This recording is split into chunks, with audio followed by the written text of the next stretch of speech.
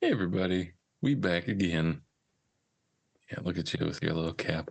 I'm Spencer. Of course, we have our licensed clinical therapist, Naz. Dr. Nas to you, son of a bitch. I'm never saying that shit again. I said it too many times. That's it. It's over. It's like you got it. All right. God. And of course, we have our guest for today. She is a licensed clinical therapist as well. Her name's Vicky. Welcome to the show, Vicky. Thank you, guys. Ooh. You say boo? I said, woo. Oh, okay. I thought you were booing and clapping. I was like, can you choose one? It's ADHD. Howdy, Patney. I must do both. God, I already hate that fucking thing right now. And this is the Different Spectrums podcast, where we talk about movies, shows, and mental health. We also have some laughs, so don't take us too serious. Or do. Also, don't forget to run up those likes for us. We'd really appreciate it. Give us a good thumbing. All right, so today we're going to be talking about the show Beef on Netflix. It's all about road rage, anger, doing weird things with guns. Very weird things. Yeah. John Morant weird. Click, click. So, Jesus Christ. So we're gonna be taking a look at two scenes today. The first one is where Amy, one of the main characters, is at couples therapy with her husband, and she's a psychopath. She's just a liar. She's just a liar, and gets away with it pretty well so far. You know, she's very successful in what she does. And yeah, so they're going to be talking about that. We're going to be talking about, lying, masking, anger, depression, all the fun stuff, all the great stuff, right? And then we also have our second lead character, Danny. And the second scene is all about Danny's brother who gets catfished by Amy. And he ends up in her hotel room, and he's talking about how his brother and his depression gets him depressed. And yeah, it's a crazy show. It's just a crazy show. So if you haven't checked it out, I would. Yeah. And if you have any anger issues, well, these are the people you should be looking at because they got some problems. Yes. They really do. So yeah, Nas, anything before we get into the clip? You know, never wanted to pee in someone's bathroom before on the floor and just walk away, but this show made it look fun. That was a lot of pee, though. He really had to go. Yeah, I really know. waited. Like he premeditate that? Like, I don't know. He probably did. Let's be honest. He probably did. Yeah. So we'll focus on all the things that Spencer talked about. We're going to do a little bit more of the couple-y thing, couples therapy thing, talk about that, those dynamics, maybe go into the past and some things and talk about that. And then just overall depression, masking, and folks of color. But we can specifically talk about Asian populations that I have a lot of experience working with now. So in international specifically. So I'm looking forward to getting to that. Let's get into the clip. Just check it out. I'm sorry, but you're getting two commercials. Whoa, we're stepping up now. And then a little surprise, you're getting two more about 50 minutes in. So, fuck you. Hey, we need money. So go fuck yourselves. Yeah. So, we ain't getting the donations like we thought. So now you're getting spammed. Donate so you don't have to watch commercials. Yeah, it's like Wikipedia when they keep asking for money. I'm not giving you no money. I think I gave to him like one time, and I was like, "This is never happening again." Like I feel bad for them. There you go. Okay, let's check it out. Whoop whoop. Whoop whoop. Eventually, Victoria will say it. Whoop. Kim, are you frozen? There it is. Jesus Christ, sound like a fucking owl. All right. Sounds like a rough night. I mean, we've had bad fights. It's been a while. Definitely before June was born. But I don't know, I don't understand why she was so angry. No, and like I said, that was totally out of line.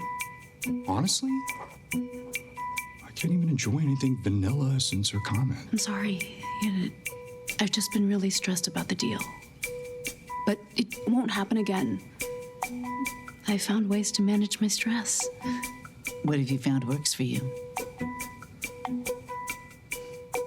Well, I just close my eyes and clear my head and focus on my breathing. Stupid yuppie ass house. My mind wanders to some silly places sometimes, but it's okay. The human brain, wow, right? That's great, Amy. I've been telling her to meditate for years. I've sent her so many links. And thank you for the links, George. George, have you noticed a change? I mean, we've been doing better since the fight. But all those things she said can't be coming out of nowhere, right? I mean, gotta dig a little deeper, right?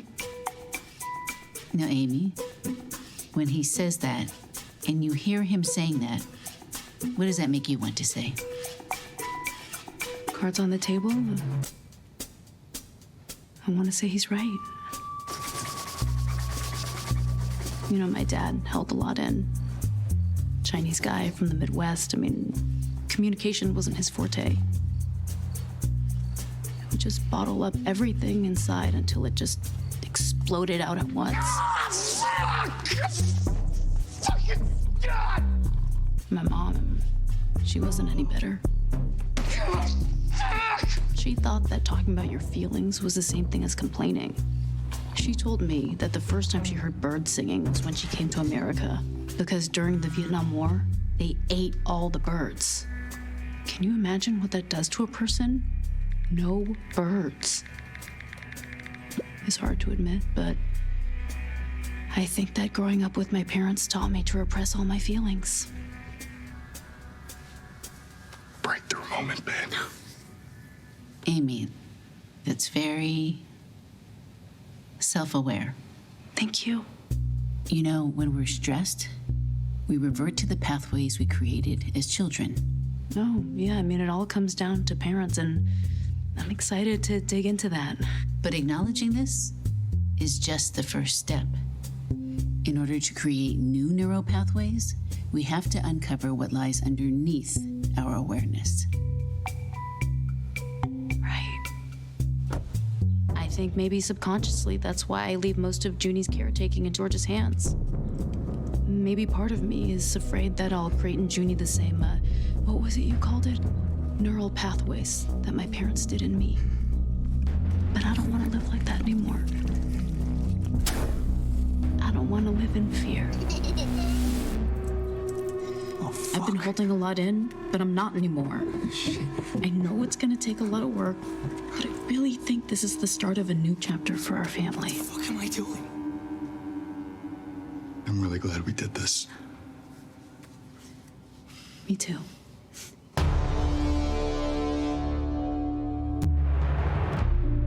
What do you say now? No, I say that it's not all about you. You sound like my brother.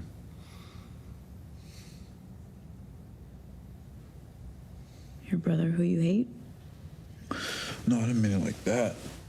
You're like the opposite. It's just, he works so hard for everyone but himself, and I see how unhappy he is. Why is he so unhappy? I think he's depressed. All right. Like, he regularly drives an hour and a half to what he thinks is the best Burger King just to eat 4 original chicken sandwiches alone. A long one? I guess. I just wish you'd leave me alone. I don't need the kind of energy around me, you know?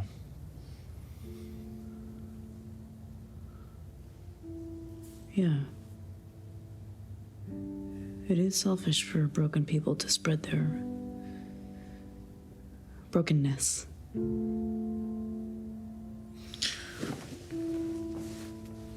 You know how in video games, like, when other people die, the game keeps going, but then when you die, it's game over? I think life's like that. Deep. Fuck you. All right. So then, are you the main player? Or me? I guess we'll find out someday. All right? Do you know how to get back? Look, I hurt my ankle when you shoved me down the fucking hill. So, just help me get out of here and I'll show you where the road is. I won't call the cops. Where's your gun? I don't know, I lost it. How do I know you're not hiding it? Huh? Because you're a pathological liar. Because I would be shooting you with it, you moron! Hey, come back here! No. Use nice words! You called me a liar. I am not helping you unless you use nice words! All right, and we are back again, and so is the cap. Great, thank you. Keep the cap on with a little gangster lane. There, you got it. God, I Oh, want to knock this shit off your head. This is just, Pepe Le Pew. yeah, Yeah. yeah. Yeah. Maybe the Pew wore hell that Feels is. French. After I ate a crepe in Canada, I'm French. Wait, what kind of crepe was it?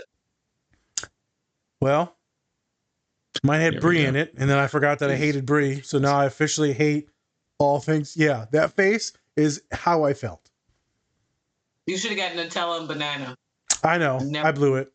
I'm a complete fucking idiot. Everyone else's crepes were awesome, and mine had brie and eggs. It was literally. Don't even get me started on the tomato in the carrot soup, the carrot pureed soup. What? I'm done Oh my fucking with all God. French things. I will never appropriate French culture, except for that. Next time, go to Georgia's restaurant. It's like 5-star. You know, it's like little tiny dishes of food, but it's like really gourmet. Already hate it. Yeah. That. Hey, do you want to pay more money for less? Sure do. Who came up with this? I'm a moron. Actually, you know what? The smartest man alive, because people do it. Yeah. Hey, it's a lifetime experience. All right. Sure as hell wasn't all no right, Mexican. All right. Hey, we have a show. Let's do this. Okay, let's do the show. So, after all that interrupting about crepes and French people, love it. We just watched 2 clips on the show Beef. Believe it or not. I love beef. So, all right. First clip that we got into. So a little bit of background actually about the show. It's about 2 people who get into a disagreement, we'll say, a road rage incident between Danny and Amy, and it just escalates from there. Goes from her, ruining his business, leaving bad reviews on his website or on his Yelp, which then he loses all his customers, and to him just pissing in her bathroom. Power move. Yeah, power. It's like, this is mine now.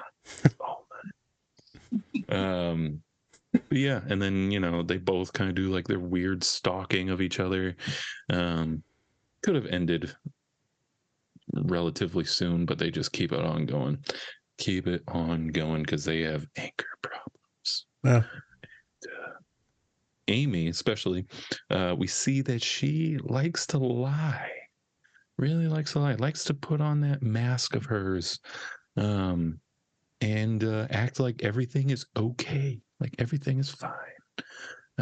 But inside, there's just it's like the eye of Sauron. It's just death and destruction.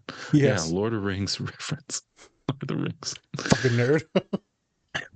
Yeah, motherfucker. Look at your fucking background. You have so many plushes on the floor. I know they're right there. I They're know not. they are. No, they're not. Hand down the camera right over there. Let's see it. Oh my God, you have a basket. Jesus. Look at that. Pokemon, Yoshi, and a Wario. Who The even other has side's Wario? just- Only the biggest nerds have Wario, just so you know. The other side's just toys. Kind of toys. Oh, Let's just say they might go in my rectum. oh my God. Or urethra, whatever. Jesus. Ow, that hurts. Anyways, back to the scene. So we see Amy. She's in couple therapy with her husband. Yeah, sponsored by Ghost energy drinks. They don't pay us anything, so thanks a lot. They'll probably make us take this video down. I know, they're like, don't ever show our product again. Yeah. All right, so they're in couples therapy, mainly because Amy likes to play with guns. Not in a shoot 'em way, but in a Rub them way? in a what way? Rub them. Rub. Sure, she's doing rubbing, all right. It's like a good dry rub on some ribs. They ain't dry. That's for damn sure. I hope it's not. But anyways, and the husband finds out. He even changes the vault code for the gun, and she sneaks around and finds out what it is. That's pretty determined right there. But yeah, and so they kind of have a talk about, you know, sex and how he's very vanilla while she likes, you know, she likes to, you know, get a little spicy. Get a little spicy. No one likes vanilla. Jesus Christ. Are we gonna have this conversation? What do y'all like to do in the bedroom? No, we're not doing that right now. So let me finish this. I like to be Let's just kicked in finish the this and we'll face. get into it. All right. Let me just shh. So they're having a talk. She's very she is very kind of going along with whatever the therapist says, and says that she's going to do whatever she needs to do when really she's not. Like I said, putting on that mask and making sure that she doesn't get any type of, I guess, resistance from the therapist. And so we see that a lot with her, is that she kind of just plays the role of everything's fine, everything's okay, just to kind of keep things going in a good direction.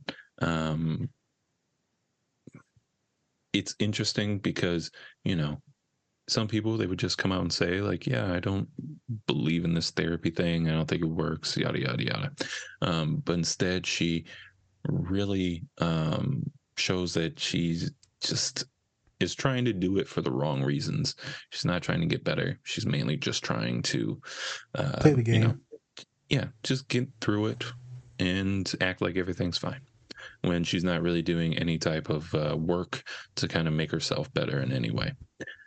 As we see later on, she catfishes Danny's brother into like getting to know more about him, or use it against him, I guess. Be like, yeah, fucked your brother. In your face. Boom. But yeah, so let's talk about the scene. What did y'all think about it, or what stuck out for you in the scene, being therapists and all? Yes. Vic, it's you first. Okay. As a therapist, first thing for me when I watched the scene was like looking at her body language, facial expressions. Like everything felt forced. It felt like she was saying what she thought the therapist wanted to hear. And I was just like, this is not how couples therapy should go at all.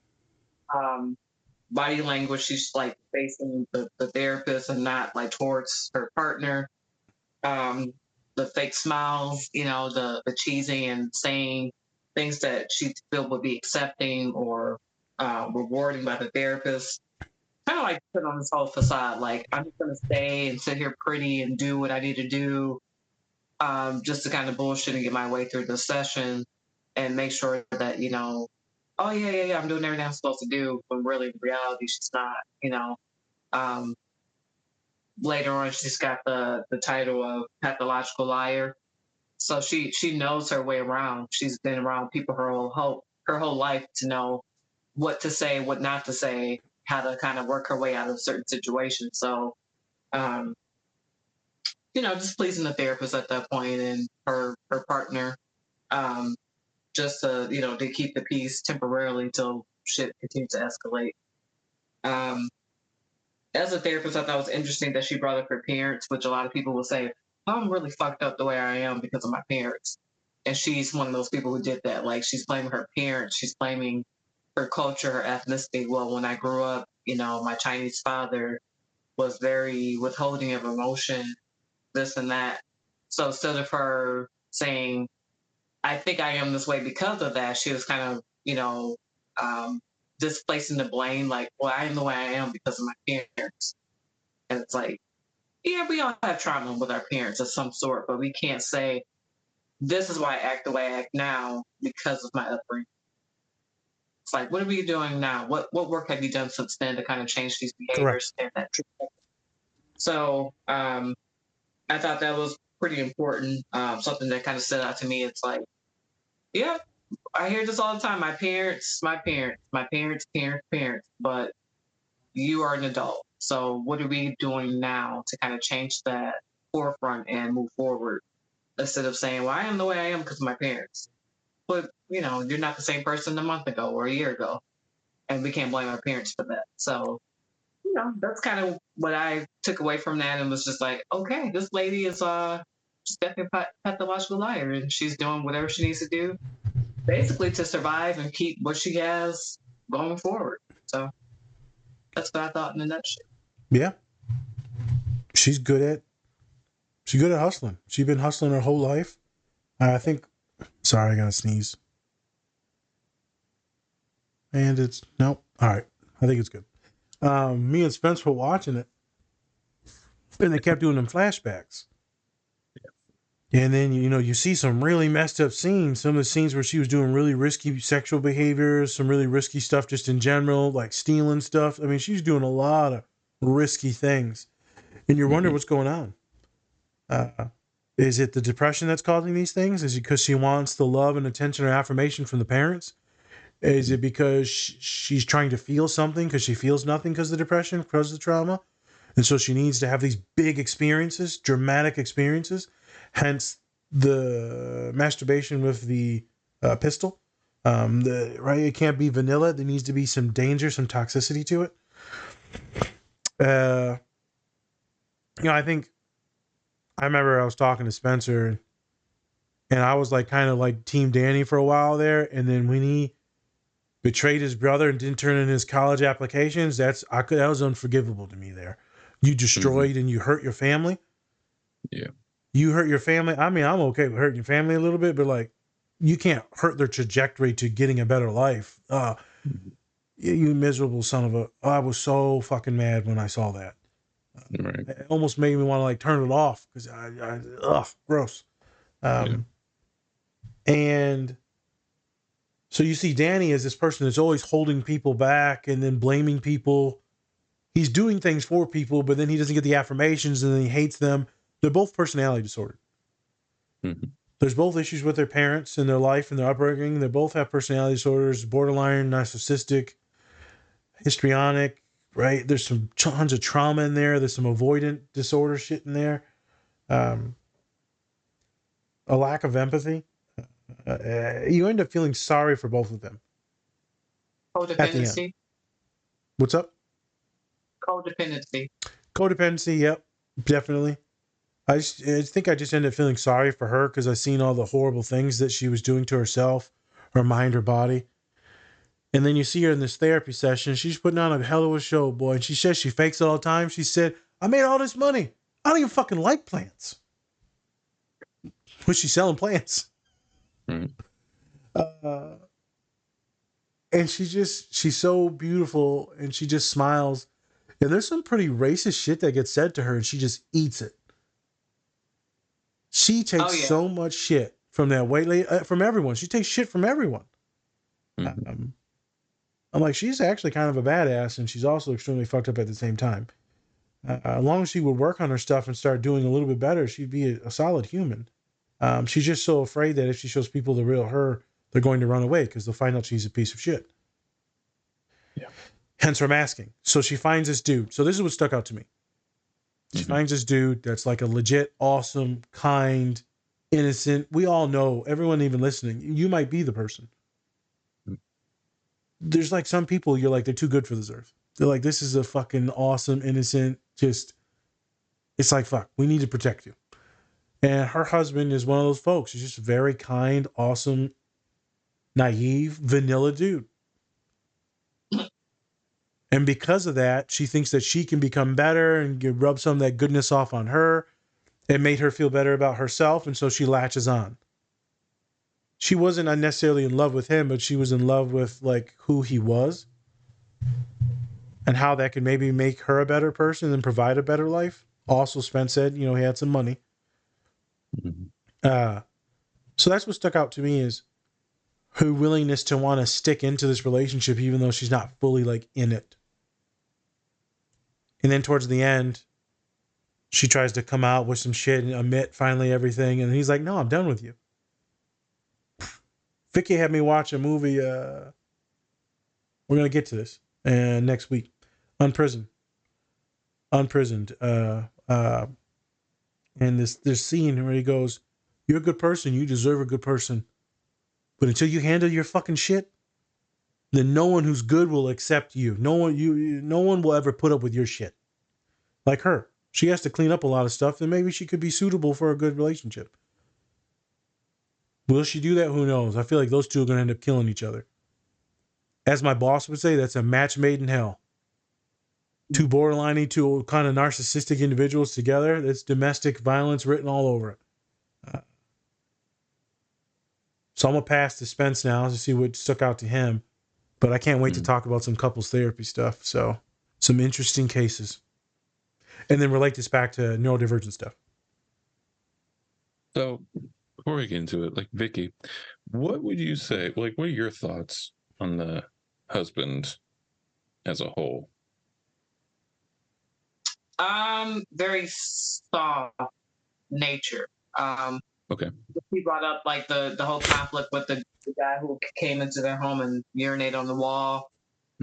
Prompting him to go to the guy's residence was her saying something about his ethnicity, like, oh, he said something about him being Korean. Yeah. And then the husband, like now he's like got his chest bumped out, like, oh, now we got to go fuck this guy up. To me, he did come off as like a protector. And in a relationship, you see the dynamic and the exchange of power. Like, she's the more dominant person, and she has to kind of, boost him up a little bit to say, hey, this is your role. You should be doing this, sir. And, as a woman, myself, it's like, you shouldn't have to do that in a relationship. But also, women can have masculine traits, just like men can have feminine traits. But I thought the husband didn't do enough. Like, understood his position, like he was a stay-at-home dad, and he was great at that. But she was expecting a little bit more, like, hey, this happened to me, and you weren't here. Now I'm expecting you to react differently. I'm expecting you to have an action plan. And he was just kind of like, oh, what's the problem? The point? And she's like, what? I would have the same reaction, like, this is your reaction? You're not going to do anything? So, in a nutshell, to answer your question, the husband was. But at the same time, it's like she got into that relationship knowing exactly who he is. Like, he's a trust fund baby, pretty much. Hasn't really worked a day in his life, I bet. And, had everything kind of handed to him. And now he just makes like this weird art that she does not like at all. And instead of her being honest with that and being like, dude, like, what the fuck is this? And maybe having like an honest conversation, she kind of goes along with it and then finds out later, when she's finally honest at the end, and he's like, why would I keep up with your shit now? Like, first of all, I'm a nice rich dude. I don't need to be sticking around with somebody who's, just trying to bring me down, or at least just thinks like I need to hear something, you know. But yeah, totally. I get where you're coming from, but at the same time, she also knew who he was when they met. She knew Writing him like exactly who he was. nurturing too. Um, you saw a lot of nurturing from him, A Mhm. and lot. I really liked that because the daughter needed that, especially Mhm. since she worked all the time. So it's like she needs to get some of that from somewhere. Mhm. And she kept saying like, "I see, you're good." She kept saying the husband's good uh, because she didn't have that upbringing. She didn't have Mhm. that. She felt like a burden to her parents. So she felt like, okay, he's kind of like the central point of my life, and he is good. Therefore, if I just keep this guy around, good would happen. Mhm. Versus going on my own and being alone. So I will give him that. He was, very nurturing in the relationship towards her and towards the daughter. Right. And not to discredit stay-at-home fathers. You know, being a parent in general is a lot of work. So Hmm. kudos to you guys to do it. Um, but yeah, I can definitely see like how she was kind of frustrated. Like this total stranger came in our home and he did this, and this is your reaction. Like you're just okay with it, not gonna do anything.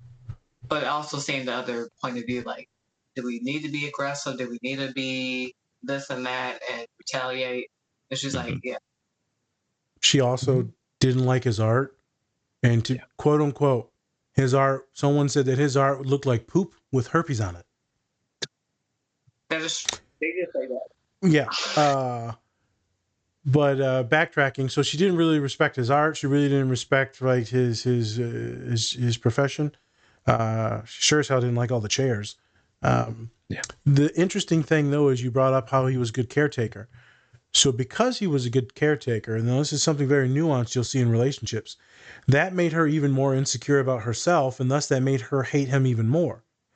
Mhm. Because he was so good and she was not the best at it and didn't have the best emotion or connection or to speak. She probably wasn't the best at soothing the baby. There's many different intricacies in this.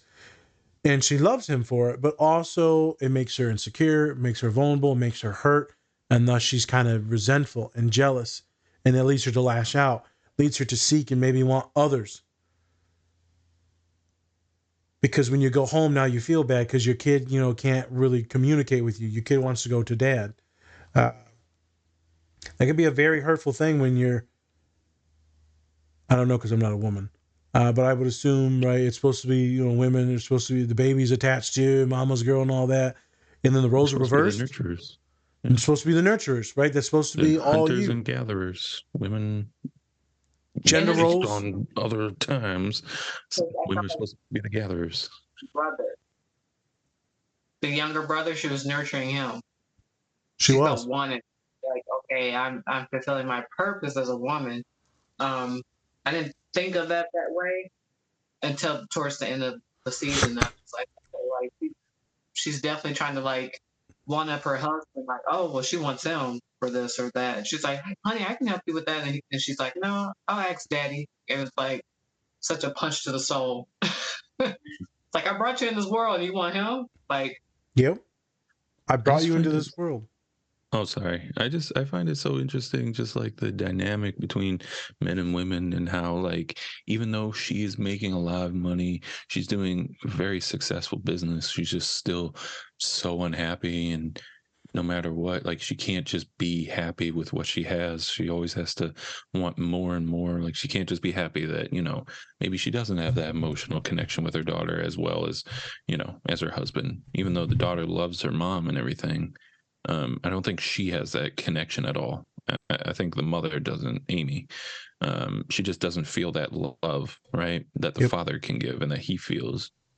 And so she's always trying to kind of gain that back and try to act like, oh, I don't want to lose my daughter and everything like that. But then at the end of the day, it's like, what are you really losing? Kind of, maybe you just feel like you're losing something because society says you're losing something, but I don't think she feels that connection, even if she did lose her daughter. Yeah, I She think does in the end. she wants to feel the connection, and she wants the connection, but Right. there's something missing in her that's been gone for a long time, and nothing Right. can really fill that void until she Mhm. starts to get treatment on her issues in the past, her traumas. Right. Because filling it with But money or materials or sex or drugs will never fill it. no. Well, and that's the thing, though, is that, like we said, she's narcissistic. So how is she going to get help when she doesn't really see that anything's wrong? And I understand at the end, they both kind of do in a way, because they're like, oh, we're one of the same. Yeah, Blah, blah, because they blah. both get to unmask with each other. Yeah, which is interesting because then, I guess, passion's passion. If you hate somebody, you can turn that into love. Yeah, the biggest thing is kind of what we talk about being an autistic podcast is when you finally let someone see you and you finally let them see all your vulnerabilities, ADHD, OCD, tics, all the shit, all the dyslexia, right, all the handicaps. And then they still accept you for all your craziness and shit. And then you're like, oh shit.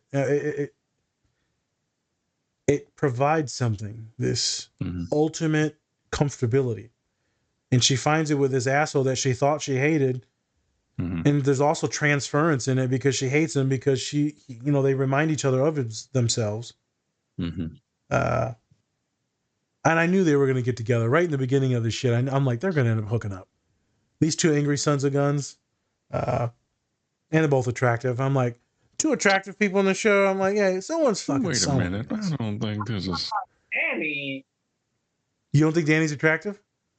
No. He's a fine looking man. Like on another level, like emotional, yes. But physical, no, definitely no. Don't be racist, Vicky. Don't be racist. All right. Oh.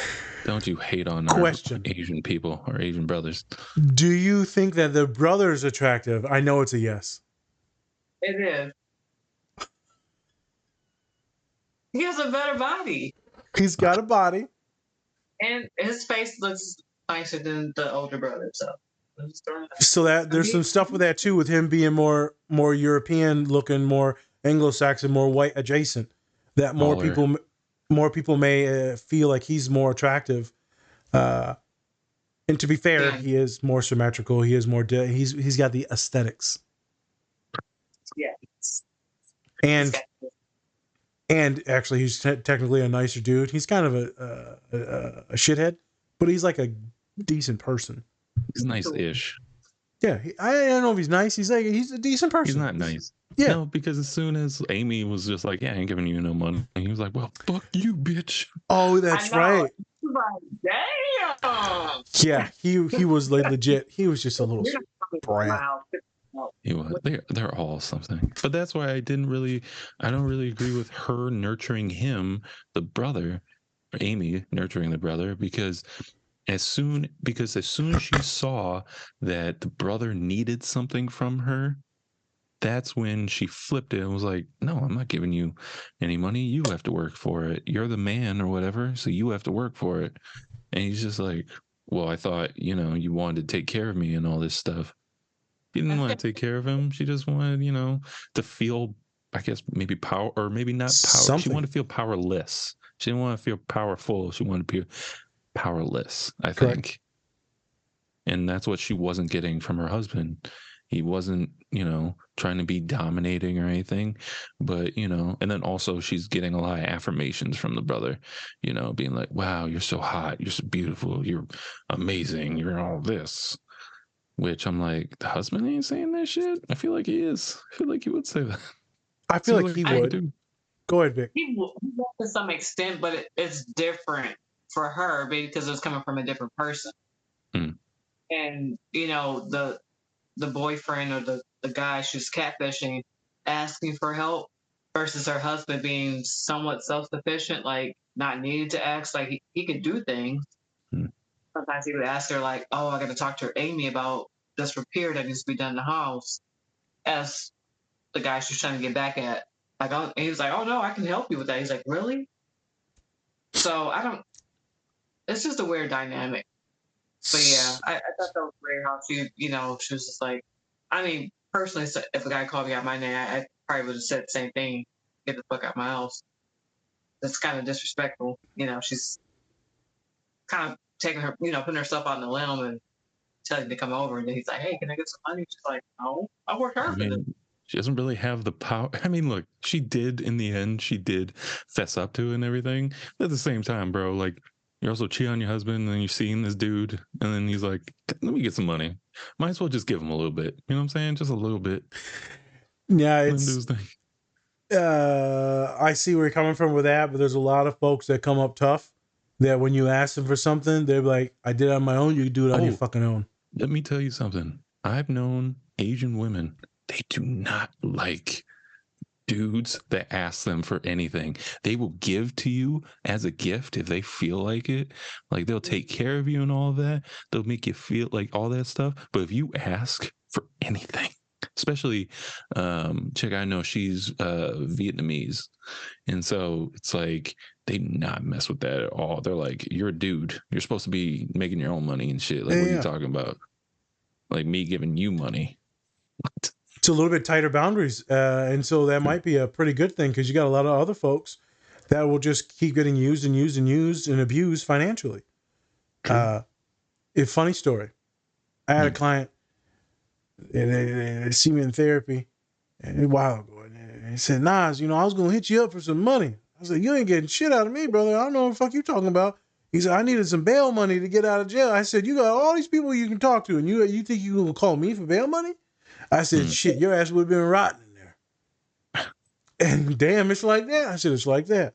There's boundaries to this. And even if I was your friend, even if I was, I'm not putting my money on you. Not putting my money on you, kid. Yeah, no. That's not how this works. I'm very frugal, very stingy with things. Wait, so you wouldn't bail me out? Oh, come on, man. That'd be tough. I'd be real tough. You asking me for some money now? I'm not going to lie. I'd be real tough. I ain't even bail out dad. That's I'm joking. People know it's tough to get money out of me, man, because it's tough for me to gamble as well.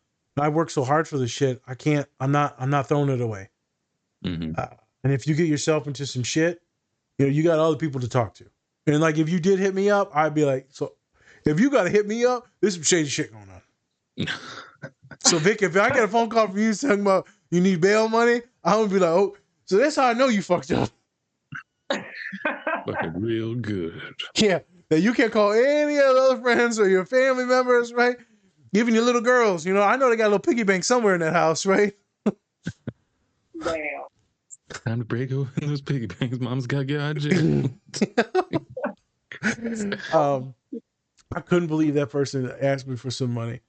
And I know they were testing me, but they were just seeing on how much do I actually love them? How much will I sacrifice for them in therapy? It was kind of sweet. And then also they were a good con artist. So it was fun talking to them because they were a con artist. And the beginnings of that story had a lot more trauma than I would have ever thought of. A lot of deep trauma, a lot of emotional abuse, and then some childhood sexual abuse, which I did not see coming. So there's a lot of different things. But you'd be surprised on the boundaries that people try to push in therapy or try to push in relationships. We've all seen it where people, usually more of the women, giving. But you see a lot of dudes giving too, being used. When we look at this relationship, we see him as the dim-witted, clueless boy, and her just running circles around him.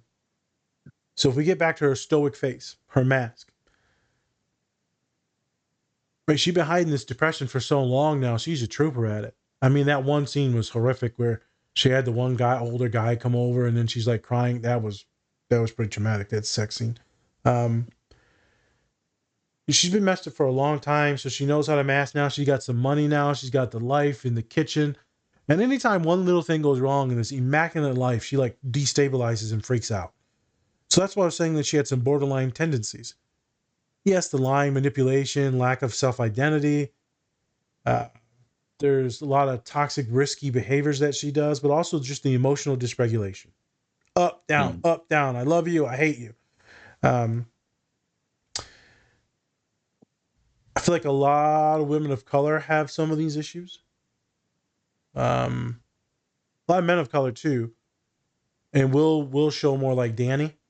I think it's a pretty accurate portrayal of like men and like the fucked up shit that we do, and she's a little bit more accurate portrayal of women and repressing. Both identities repress a shit ton though, which leads to their massive depression and their loneliness. They're both just so fucking lonely, and the saddest thing is that all they do is want love. They want love from their brother, their partner, their child, their parents. Like she goes to see her parents, and they're just very quiet and stoic. And we're not going to talk about that. I know your father cheated on me. Shut up. And he goes to his parents. He tries to buy him the house, and they keep trying to shit on him. And then he gets in the house, and it burns down. Jesus fucking Christ. Yeah, that was a kick in the stomach. I was like, you got to be shitting me. They're just so looking for love, and I have so many clients that I work with that are just looking for that love and nurturing. I was talking to him, and we're going to do a pod on it on Sunday on the Man Called Auto. And sometimes I'll just be sitting there looking at some of these clients, and I just want to fucking shake them like Bart Simpson. Or choke them. You mean choke? No, it's a choke and a shake. It's a choke shake. Choke shake. Shake them. Watch the money fall out the pocket. I got the money. All right, I'm done. Because I'm like, how do you not see this? Did you not get loved enough? Did people not tell you enough affirmations? How do you not believe in yourself at all? And I'll throw some shit out there. And do you think this, or this? And they'll be like, that.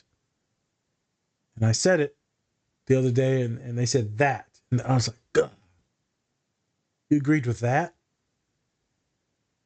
And it just sucks to see sometimes. And so I felt the same thing when watching them and their trauma stories, and they're just so desperate for love. I seen it with a human the other day that I'm friends with. And the way they act around me and my father, awesome human. But it's just want love. And so they're making sure that they do everything very particular, very certain to make sure that you see them in the very good light, which is fine. But it's also to me a little tragic because I'm like, you don't have to try so hard, brother. You have my house, we're eating, we're having a good time. Just relax. And so I feel like both of them try so fucking hard. And that's what leads to their misery. They try so hard, and yet they're so depressed. He's still super poor, and he's kind of a dimwit. And then she's highly intelligent, charismatic, and gorgeous. But that hole just can't be filled. It's tragic.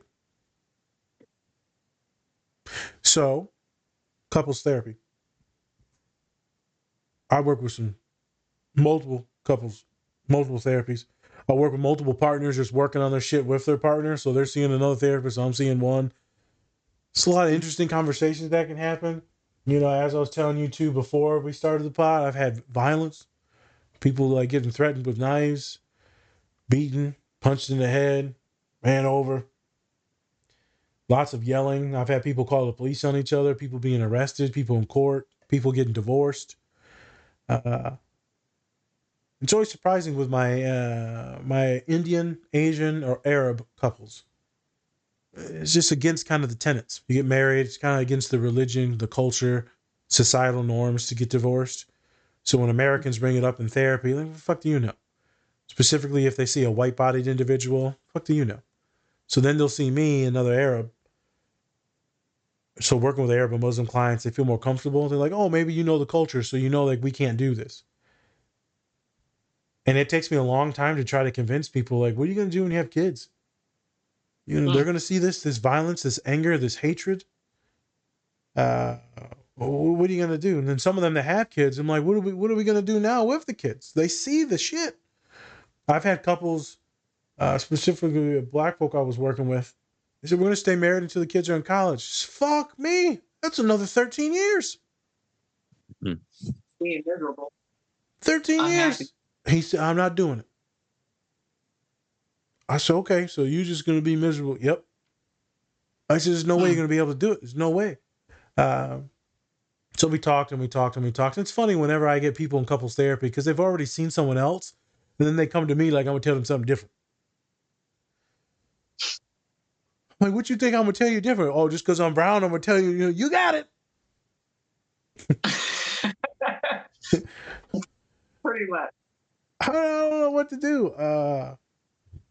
I felt so bad for some of these couples though. For both parties, I'm pretty impartial because I see both people are suffering. Some are more than others. Gee, couples therapy is a tough one. I've never had anyone like her though, where she's just sitting there smiling.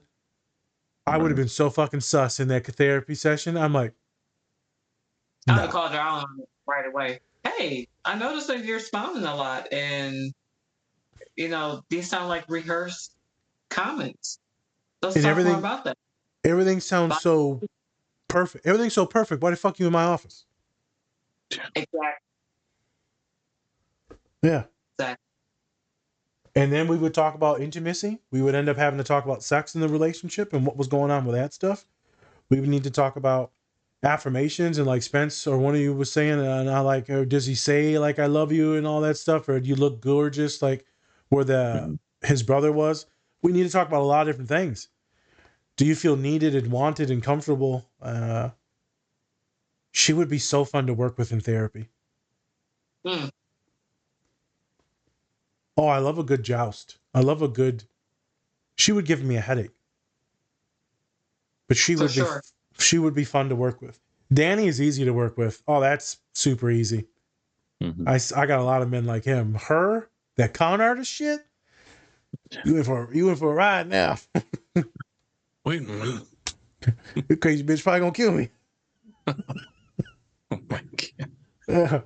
Is my car gonna blow up when I get back into it? I think it might. I'm gonna walk home today. I'm gonna go. My fat ass need to walk anyways. You know what? We're just gonna walk. Let's go for a walk together. I'll start for my car for me, please. Thank you. You hear this, something ticking? You just start my car.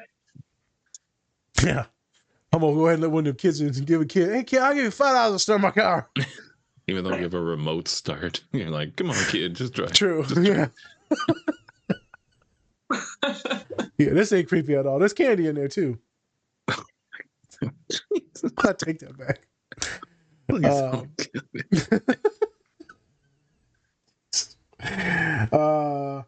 Couples therapy is wild. I want to look at these real quick. We talked about some of the parent stuff. We talked about some of the repression and masking. We didn't really talk about what the repression further causes is deeper and deeper depression, which will cause deeper and deeper emotional breakdowns with all of your loved ones, all of your empathy, with your partner, with your friends. It will cause more of that anger to come out because you don't have much left. Eventually, it'll lead into some suicidality, which we see Danny go into. Which, right? by the way, he used like the worst type of like suicide I've ever seen in my life. Don't get me wrong, don't kill yourself, but that was like the most terrible way. He put gas on and was like, he just put on like 5 grills and was like, this'll kill me. He wants to die. He wanted to die. He pretty much could have just went into a garage and done the same shit. True, but instead he put fucking grills on. Would you say, Vic? You think he didn't really want? I don't think he didn't really want to die either, but who knows? I think he wanted to be stopped.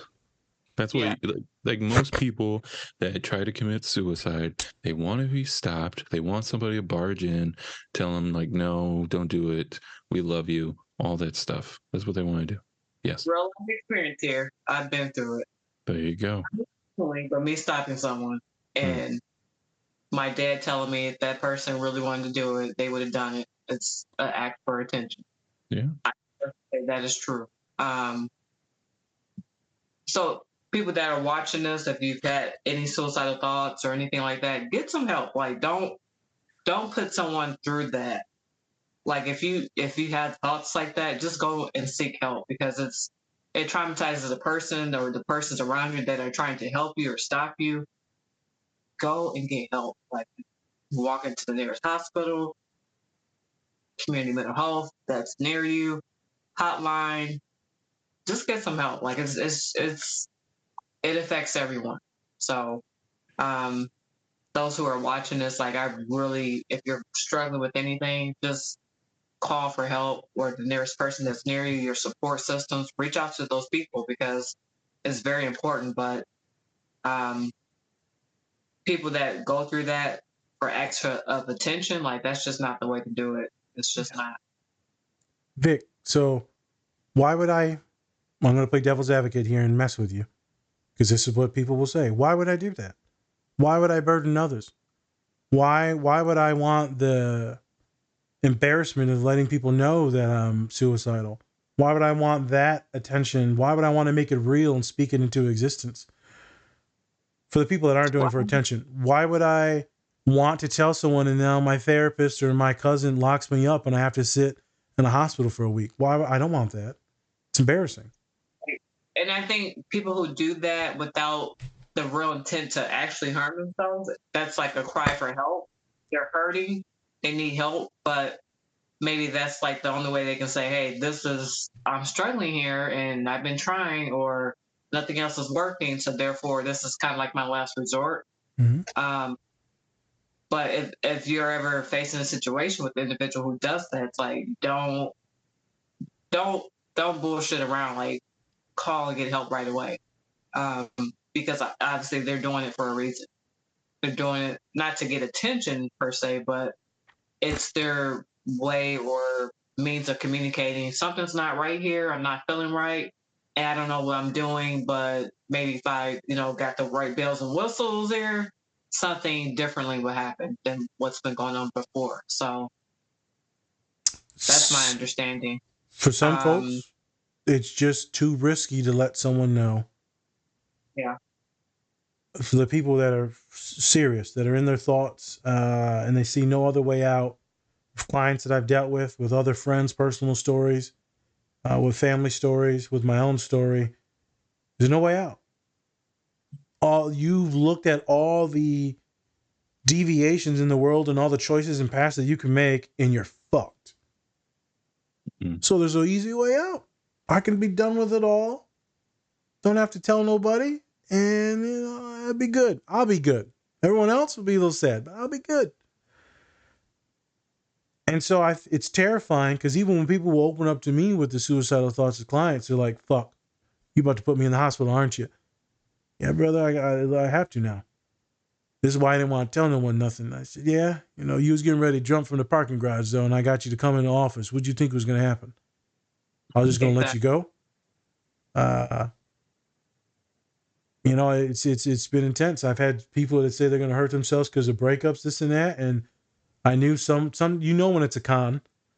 Most of the time, it's always been for real. A human came up to me at the beginning of this year. I was doing some tabling and handing out pamphlets and flyers for the counseling center. He said, hey, Nas, you remember me? Yeah. I don't fucking remember this kid. And he said, I'm so-and-so. Oh, okay. How you doing, man? I'm doing good. He said, you don't remember me, do you? I said, I'm sorry, man. I meet a lot of kids. I was the parking garage kid. So, oh, shit. I remember you now. He said, I want to let you know you saved my life. It's like, oh, shit, brother. Well, I'm glad you're doing good. I'm glad you're still here.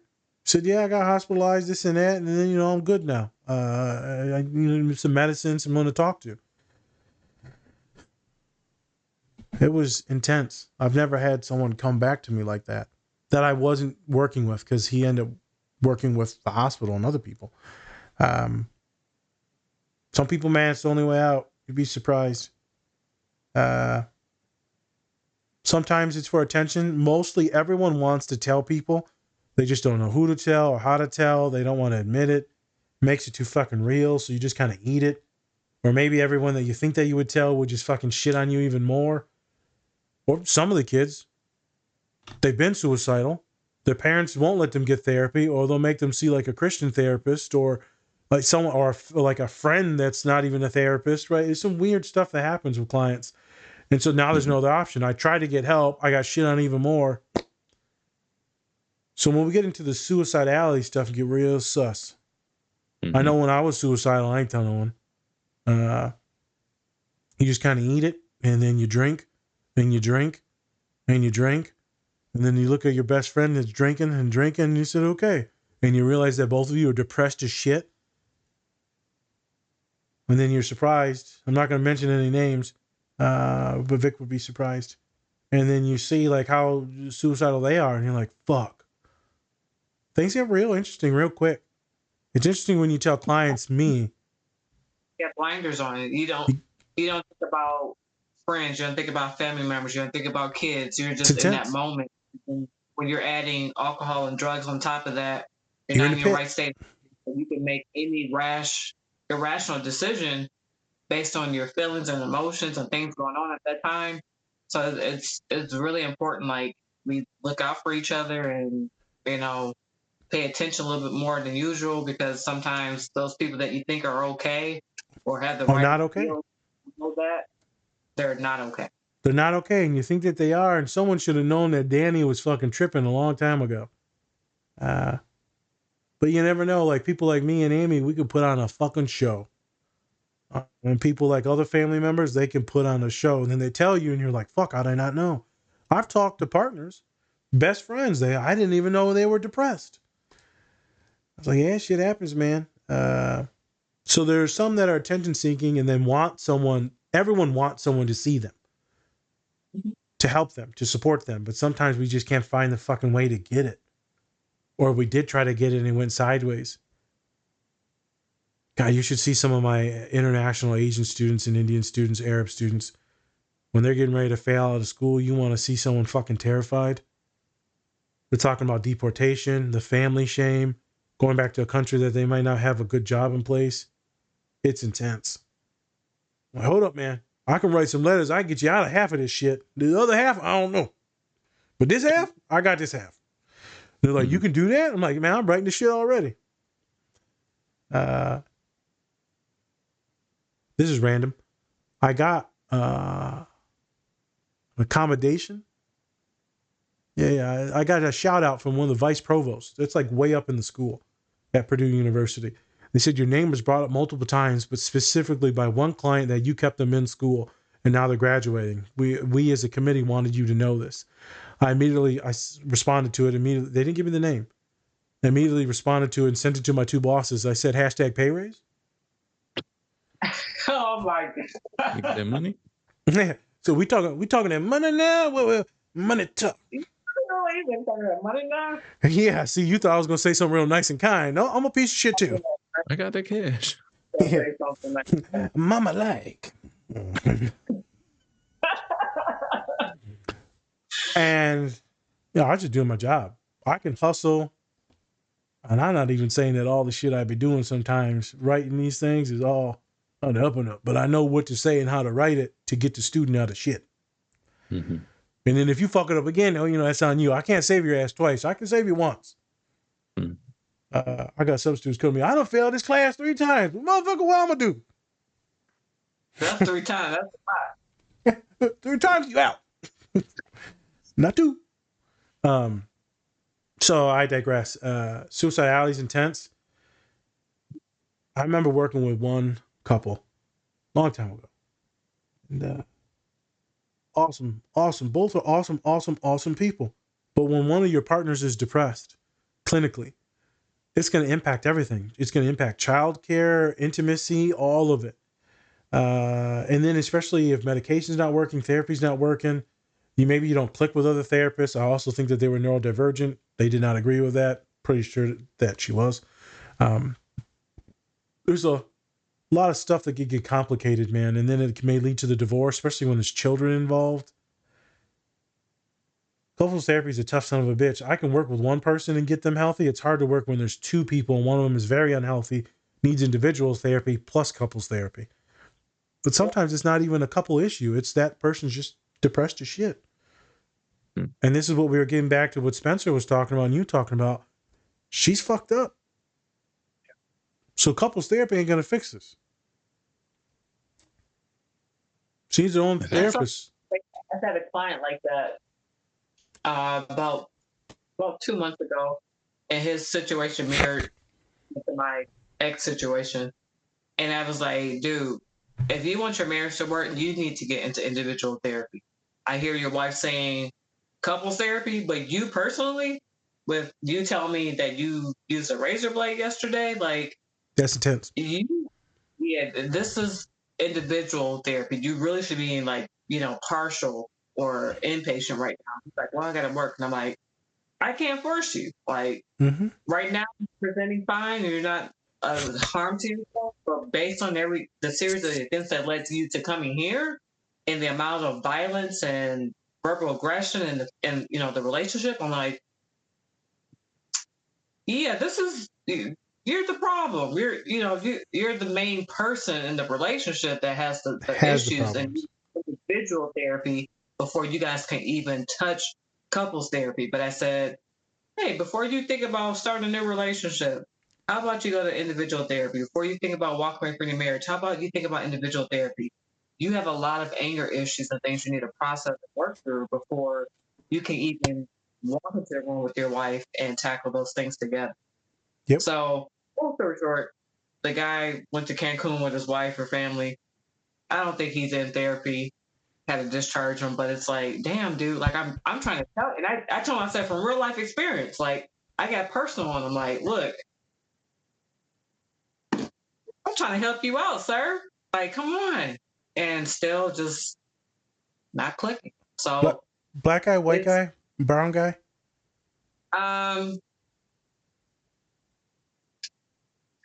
European. European. Okay. I was gonna say what my boss would say, or my clients would say, that's white people shit. I ain't going to therapy. I don't even believe in that shit. Well, this person, strong European descent, so set in their ways and early age drinking. So when strong European, was he a Klansman? What are you talking about?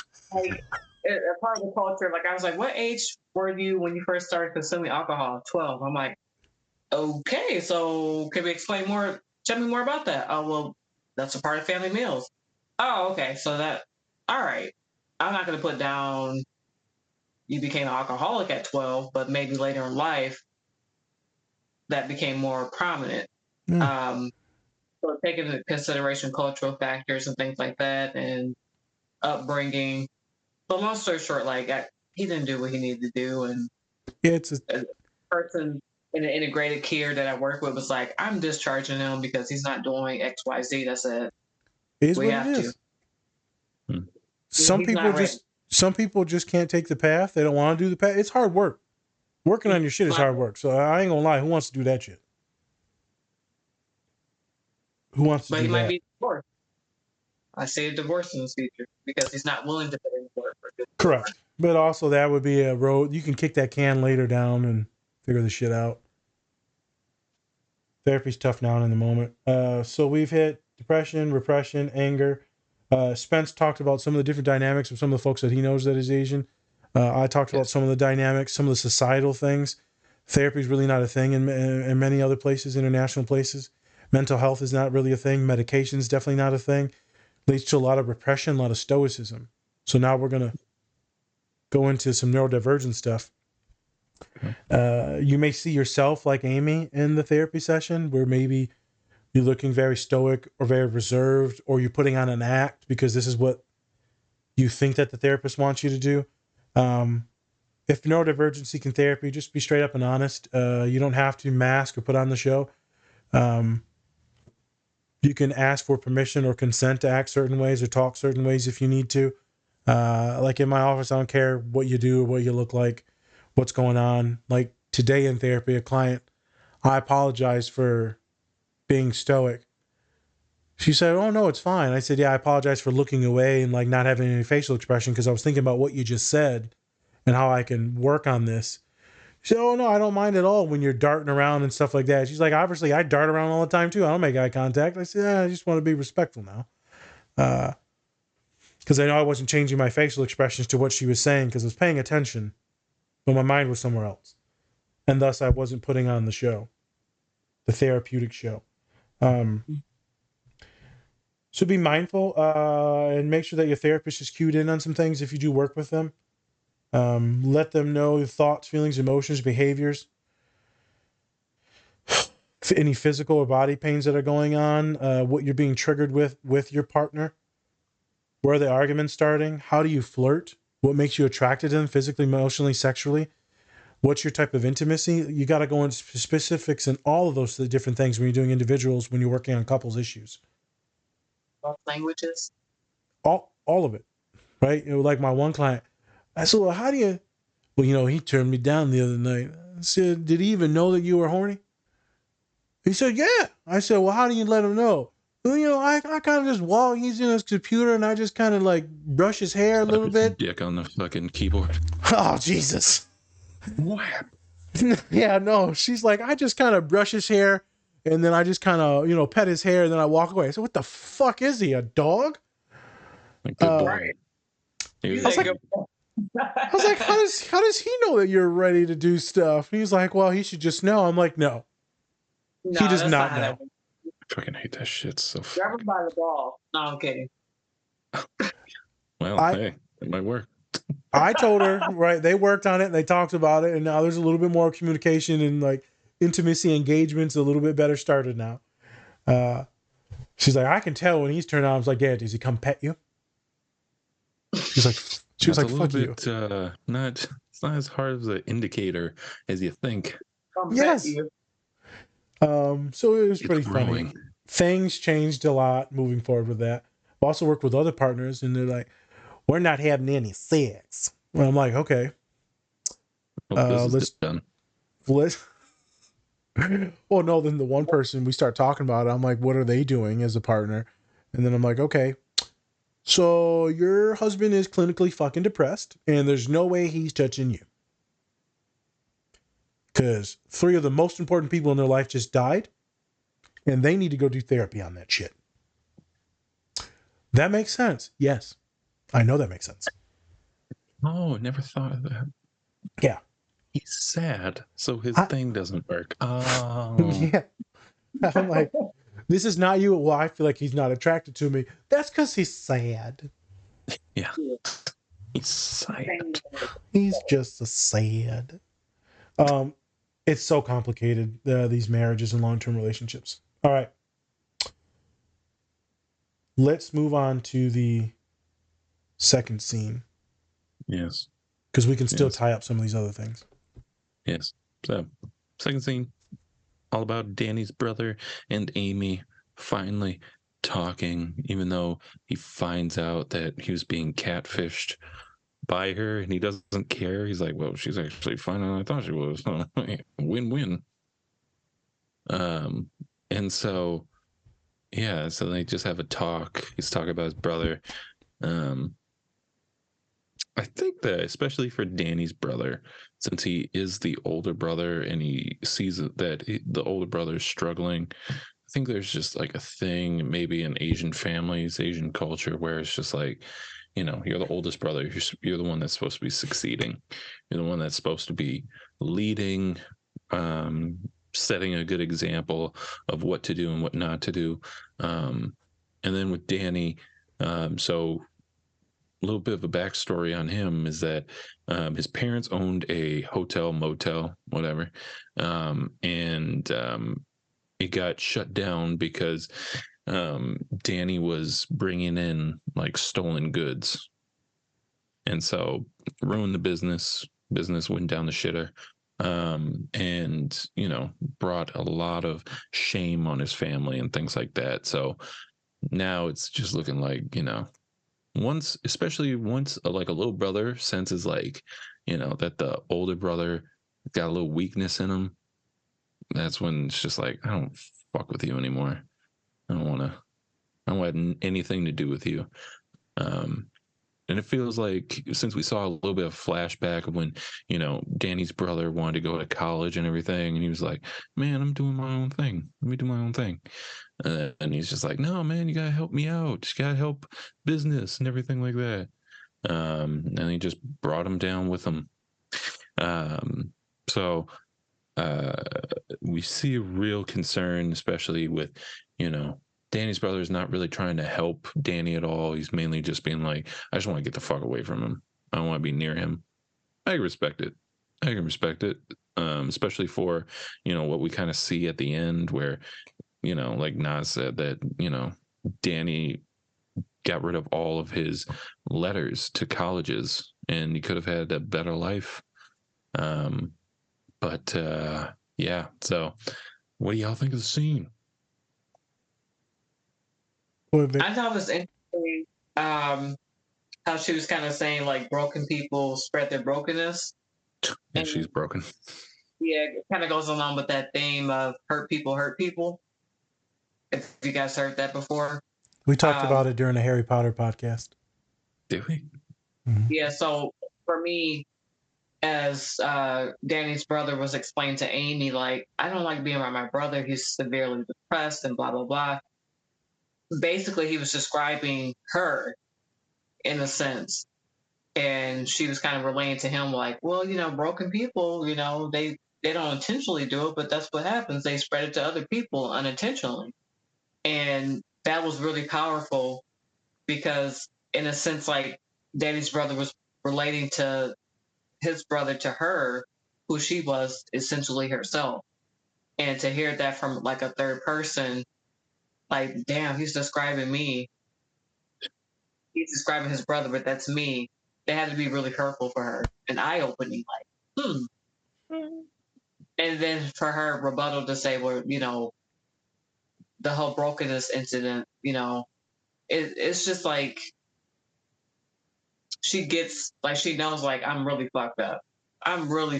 But I'm just taking it day by day and, trying to, take it all in stride.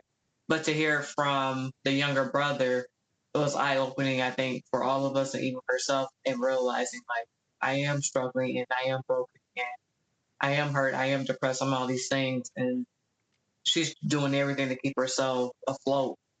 But, that I think that one night kind of like helped her relive like a part of her younger childhood or childhood that she didn't have. Like she got to experience being a child, like, her inner child, like, oh, I get to be carefree and I don't have to worry about making these big decisions. I can be free and have fun. And there was no commitment or any expectations. Like she didn't have to have sex with them. She could have, but she didn't. And she was just like, I felt so alive. So I think she needed to hear that. Mm-hmm. But I just thought overall in general, like that was just like really good. Her acknowledging like not directly but indirectly, like broken people kind of spread their brokenness to other people. She knows what she's doing. She knows what she's against. And she's trying to relate to Danny's brother, like, hey, yeah, I get it. I she's saying, she's saying, yeah, I get it, but she's saying like he's fucked up for doing that, and she's hiding from her shit. So she's not owning up to it, but she knows what she's saying, and she knows it's her, and she knows that she's broken, but she's only internal monologue, and she's like, yeah, how dare Danny do that? It's fucked up. So she's only furthering the cycle of people not opening up about depression, or hating people with depression, because she says that. And so the brother will then think that, and it reaffirms that, and then he'll end up parroting that to others. So I'm glad you brought up one thing. Her being a big ass kid on the bed. So I remember I had one kid 2-3 years ago. And so I like to be outdoors and this and that, and they're from California now, they're in the boring ass Indiana. So I want you to go outside and start walking, going on these hikes and climbing and all this and that. There's beautiful places to go here in Tennessee, not too far from here. I said, next time it rains, I want you to take your big happy ass and just jump in a puddle. Just jump in one of them big old puddles. Fast forward 2 years later, person comes into group therapy with me. And then Naz's fucking crazy ass told me to jump in a puddle in the rain. Oh, man, fuck you, man. Hey, man, ruin your shoes. What? Yeah, we're taking New Jordans out there. I thought it was hilarious. I was trying to get this person and other people to be big kids again and experience like some good things and some joys. Because life is so fucking serious. It's like the Joker. Why it's so serious, Batman? You're a fucking nerd. I know. This is the way. Glad you know it. Yeah. I think that's just a very good point in the story. It shows that she does have some goodness in there. It's just hidden in by all this fucking damage and masking. I don't have a lot of hope for her turning things around in the show. In real life, maybe, but not in the show. Because if she did get better, then why no one's gonna watch the fucking show? Oh, they're two happy people that are in love. No one wants to watch this shit. Oh wow, she's actually being polite. What a great show. She's being a good mom. Why no moms want to watch that?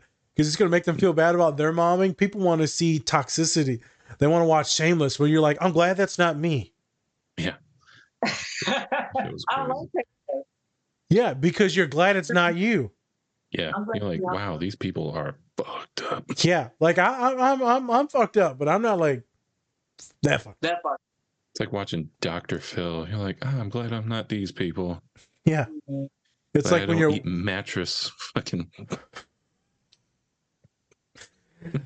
it's like when you're watching what's that guy? Jerry Springer. You're like, I'm glad I'm not these motherfuckers. I'm not a methed out hillbilly with Yeah. 8 kids. Man, You the daddy. Yeah, all right. I ain't a daddy. I know that. I may be that one daddy. That motherfucker look just like me. He's Mexican. I'm white. How does this work? We're both white. I don't understand. Random pause.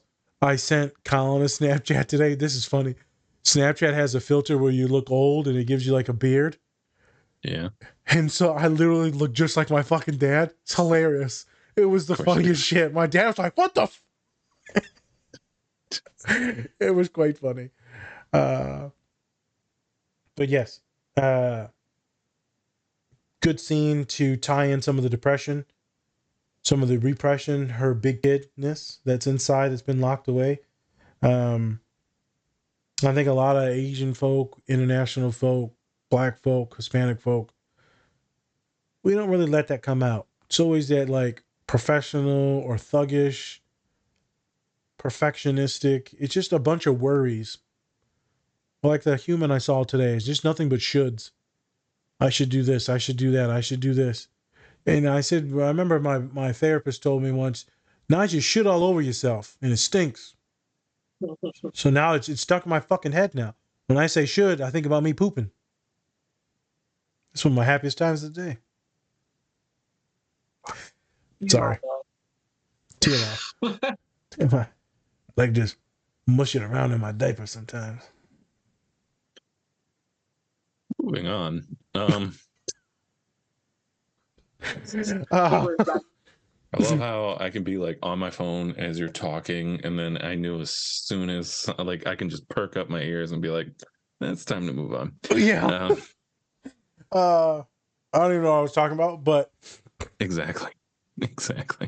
Yeah, I was trying to get at the point of BIPOC folk, and just hard for us to be kiddish and funny and weird like we are on this podcast. You won't get this type of weirdness when you're around some of the other homies. Everyone puts on that fucking act. And so I was glad that she got to do that. Sad that she's repressing everything, but glad she got to do that. Diagnosis real quick. As we talked about in the pre-production, lots of trauma, childhood trauma on both of their ends. Lots of shame, lots of guilt, lots of depression. I wouldn't say it's PTSD because there's not a lot of flashbacks. There's like a few, but it's not physiological responses. I would say a trauma-based disorder. I would say that they both have personality disorders, which are just coping mechanisms for the traumas that they faced. I would say that their parents probably went through even fucking worse traumas. Because from what her parents said, my God, there's no birds because they're eating all the fucking birds. Okay, so there's some real poverty there. So right, it's just this generational. You're all fucked, and maybe you unfuck or you less fuck your kids up, and you just pray or you hope that they're less damaged, and you pray that they don't fucking hate you in 20 years. It's kind of a sad story for a lot of the generational trauma shit. Treatment, as me and Vic have said, individualized therapy for her. Danny, couples therapy afterwards would be the key. There's a lot of healing that needs to happen, a lot of trauma-focused therapy in the past. She needs to change her behaviors. Then her thoughts will change. Then her beliefs will change. Her behaviors first. Him, behaviors first. Stop acting like a piece of shit asshole. Then maybe you won't think that you're a piece of shit, and then maybe you'll accept love. Neurodivergent stuff. And then I'll get you two to chime in. Remember, these are just good visuals and representations of couples therapy and people that are masking from depression and hiding from their emotions, that are withholding everything, that are putting on a facade. So it's the same way like many of us act, except for this one is just putting on the show of it's fine. It's good. I'm fine. I'm happy. Can't you tell? So that's what the representation is. If you're looking at couples therapy, it kind of goes like what it was in the show. It's actually pretty accurate, but there's a little bit more verbal jousting with the therapist or more questioning that goes on. It's usually a little bit more talking. Everything was so nice in there. I'm like, what the? I've never had couples therapy where they're that nice. It's usually tense. Usually tense as shit. I'm like, so how about them Cowboys? I don't know what to say now.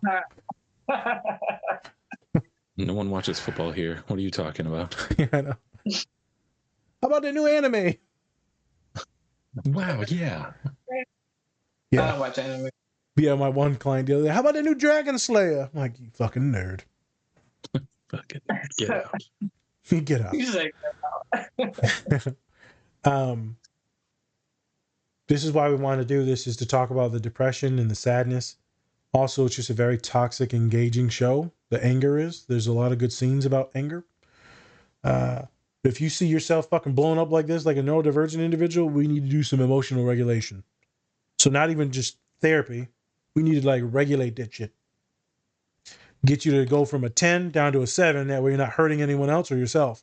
Because a lot of folks that are neurodivergent could be doing some self-harming. Which could be anything from, biting your fingernails to punching yourself in the head, to cutting yourself. There's a lot of different things it could lead into. It could be getting overstimulated, blacking out, and then hurting your partner, which I've seen happen. So it seems like this are good to show that not all marriages are good. Actually, it's a lot of fucking work, and most of the couples that we work with, there's always issues. So if there is issues, it's fine. It's normal. As long as you talk about this shit and you work on it. And if your partner's, if you ain't bumping uglies anymore, there's probably a reason why. No, I just don't want to do it anymore. Yeah. That's it. I don't want to do it anymore. It doesn't work anymore, Jennifer. I can't make it go up, all right? Just goes down, Jennifer. It just goes down. This is all you get. A wet noodle. In place. Vic, okay. What are you thinking over there? You don't have to go on this topic. You can diverge as we get out. I didn't believe that issue before, and I don't know how, but because there were physiological issues going on, not pertaining to me. I don't have that issue. So. It happens. It happens. It's all in the mind. You gotta watch out. If you got something going on. Yeah, stuff. This thing like a tsunami, motherfucker. What's wrong with you? Hey, ain't nothing wrong with me. I'm good. I'm good over here. Well, your man's over there just crying in the corner. I don't know what's wrong with me. Why can't I do this to you? Why? There's that episode of New Girl where he has ED, and she dresses like a fucking Smurf. Smurf? She dresses all blue in a Smurf. He's like, "This is doing it for me." Oh yeah, finally. Now we hit the peak here. Yeah, I like this. Any final comments on the show, on couples therapy, on anything, Vic? Nope. I don't know. I feel like, me personally, if you get to the point where you need couples therapy, it's most likely just a done relationship and you're just trying to buy time. That's my personal opinion. I'm not going to fully argue because No, I mean, like, if you need somebody else to get involved in your relationship in order to see what, each other wants, it's like, then it's probably not ever going to be like, you're not going to open up. It also might And be too even far if you gone. do, it's probably already too late, because once you hit a certain point, like, your personality changes and your thought process on that person changes completely. And so, a lot of the times, once someone in the relationship is done, like, it's fucking done. Like, and I just don't think, like, couples therapy is going to help that. So it's like, being open and having good communication is always, like, the key point. Like, they don't have any good communication in the show. Really don't. They have terrible communication until the end. And he's finally done, and I think she is too. That relationship wasn't going to work out She any wasn't other in love way. with him. Yep. Well, and I mean, like, their personalities are just so different. They think they're the same because she lies about who she is to mask or whatever, but she lies to him, and he kind of lies to her too, just to kind of keep up with being a parent and everything. But then that also makes the household very, not traumatizing, but it's a very toxic environment to be in with a kid. And so at the end of the day, it's probably best that they got divorced and that he got the daughter, because like, she was not, like, she is dangerous as hell. Yes. Dangerous.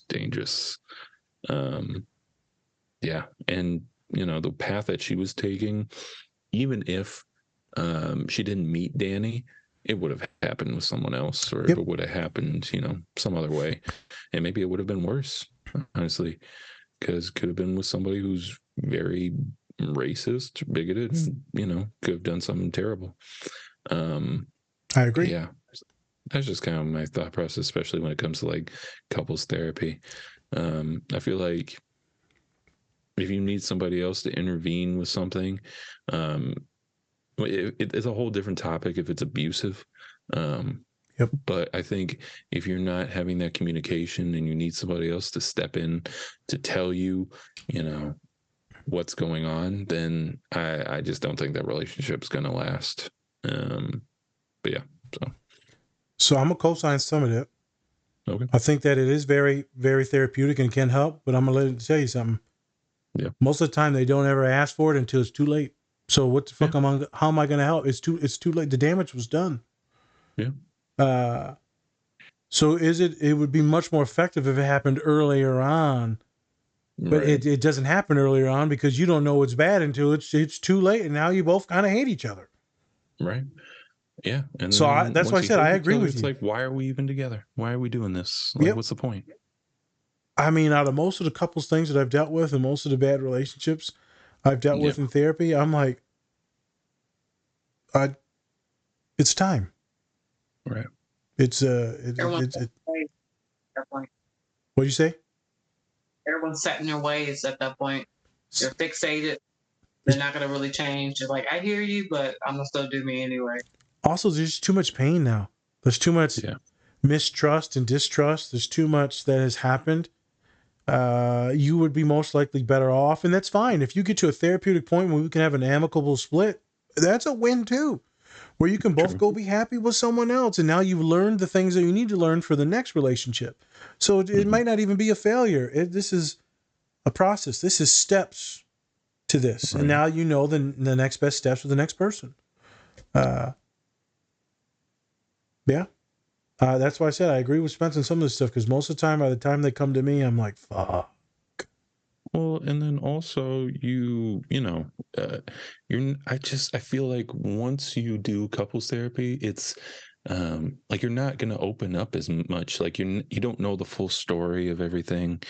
You don't know every little detail, and who knows, like, if you're actually going to open up. Like we saw in the clip, she did not open up at all about the problems that she's having, about the problems that she just doesn't like with her husband. She just agrees to agree to agree. And what's happening there? Nothing is progressing. Nothing is moving forward. Everything's staying the same. How can you tell me everything's okay, like you said before, how can you say everything's okay when you're in the office? Like, why Correct. are we even here? Why then? are we here? Yeah. The thing is, most of the couples I work with, it's one of them is always snitching out the other one. But I do remember one, everything's fine. And he was like, Nas, everything is not fucking fine. We literally just had an argument. And there'll be arguments while I was on a damn Zoom call. Jesus. I'm like, but everything's fine, huh, baby girl? Okay, now. You just threw a dirty ass diaper at this motherfucker now. So. Yeah. I'm joking. I've seen it. That's what's sad about it. It's usually too late. Well, what was that old Drake album? If you're reading this, it's too late. Yeah. Yes. Great. Individual therapy, I can work some magic with you. Couples therapy, it's probably too late. Yeah, it's I should put that. That's like the worst fucking slogan if you wanted to go into private practice for couples therapy. If you sign it up for me, it's too late. Just give me your money now. I have the divorce certificate ready for you. I got a lawyer on standby. Yeah. We're gonna divide everything. Who getting the butt plug? All right. And with that, I figured. Yep. You know the deal. And with that, that is the show, everybody. Thank you, Vic, for coming on, being our guest for today. Talked a lot about depression, anger, masking, all that stuff, autism, the tism, and what you like to do with your guns. Click, click. So thank you, everybody, for joining us today. Hit that like, subscribe button down below, share it. Go onto our website. We got merch. Buy some stuff. We got cool stuff on there, and we're going to get more on pretty soon. Just got to get those creative juices going. Mm-hmm. But yeah, thanks everybody for joining. My name's Spencer. That's Nas. This is a Different Spectrums podcast. Bye. Much love, everyone. Peace.